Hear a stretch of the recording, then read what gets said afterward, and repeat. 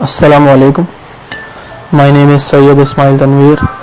What is depression? Depression क्या है? आजकल काफ़ी सारे लोग डिप्रेशन का शिकार हैं, मगर वो इस डिप्रेशन से निकल नहीं पा रहे क्योंकि उनको समझ नहीं आ रही कि वो डिप्रेशन से कैसे निकलें।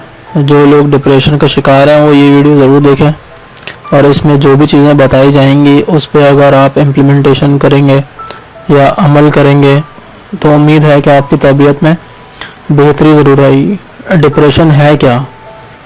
डिप्रेशन बेबसी और मायूसी का नाम है। यानी डिप्रेशन में इंसान अपने आप को बेबस महसूस करता है और मायूसी का शिकार होता है। जब भी हम कुछ सोचते हैं और प्लान बनाते हैं कि ये काम मैं इस तरह से करके अपना टारगेट हासिल कर लूँगा या कर लूँगी, लेकिन वैसा होता नहीं है, फिर आप इस नाकामी के लिए ख़ुद को या फिर दूसरों को कसूरवार ठहराते हैं। इस तरह आप अपने आप को इतना थका देते हैं मेंटली और फिज़िकली कि आप डिप्रेशन का शिकार हो जाते हैं।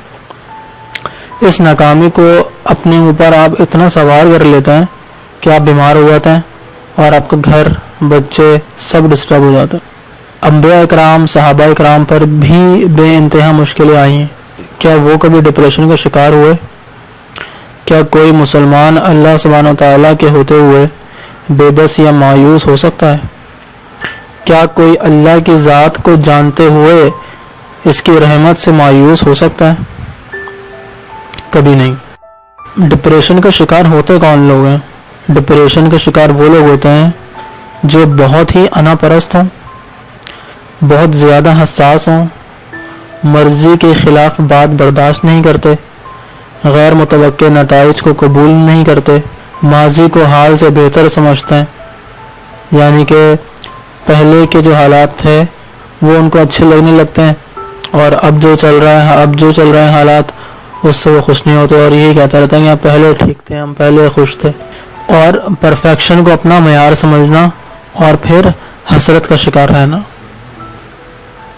यानी कि हर चीज़ सही होनी चाहिए, हर चीज़ अच्छी होनी चाहिए, हमारे साथ कभी बुरा नहीं होना चाहिए, हमेशा पॉजिटिव होना चाहिए। यानी कि हमारा कभी ना नुकसान हो, ना कभी हम परेशान हो, ना कभी हम बीमार पड़ें, ऐसी सोच हो जाती है। इन सब बातों के पीछे असल मकसद है क्या? वो है ईमान की कमज़ोरी। जहाँ अल्लाह से ताल्लुक़ कमज़ोर हुआ वहीं शैतान ने अपना डेरा जमा लिया। डिप्रेशन में नाशुक्रापन इस कदर बढ़ जाता है कि हाथ में मौजूद नेमतें मामूली लगती हैं और सोच में बस वही चीज़ होती है जो चाहिए या जो नहीं होती। वही हसरत दिल, दिमाग, यहाँ तक कि जिस्म को भी जगड़ लेती हैं और हम अपनी सोच के ग़ुलाम होकर रह जाते हैं। अल्लाह ताला अपने बंदों से फरमाता है कि मैंने ज़िंदगी मौत बनाई जो एक आजमाइश है। तुम आजमाए जाओगे भूख से, खौफ से, माल के नुकसान से, औलाद और हर नेमत का मिलना ना मिलना, हर सूरत आजमाइश है। तुम पर कोई बोझ तुम्हारी बर्दाश्त से बढ़कर नहीं डालूंगा। बोझ डल जाए तो नमाज और सब्र से मदद लो। जो मुझ पर भरोसा करे मैं उसके लिए काफ़ी हूँ। ये अल्लाह ताला फरमाते हैं अपने बंदों से, लेकिन हम इस पे गौर नहीं करते। असल में शैतान का डिप्रेशन में जाना बनता है क्योंकि वो मायूस है, क्योंकि वो नाफरमान है और बेबस है, क्योंकि जिसका अल्लाह नहीं उसका कोई भी नहीं। मगर अल्हम्दुलिल्लाह हमारे पास तो अल्लाह का साथ है। अब सवाल ये पैदा होता है कि हम अपने आप को डिप्रेशन से बचाएं कैसे? अल्लाह और इसकी किताब से राब्ता मजबूत करें, हर चीज़ का मुस्बत पहलू देखें। ज़रूरी नहीं कि जो कोशिश की है इसके नताइज वही हों जैसा कि आप चाहते हैं। किसी चीज़ का ना होने में भी खैर का पहलू तलाश करें। अल्लाह के बारे में बेहतरीन गुमान रखें।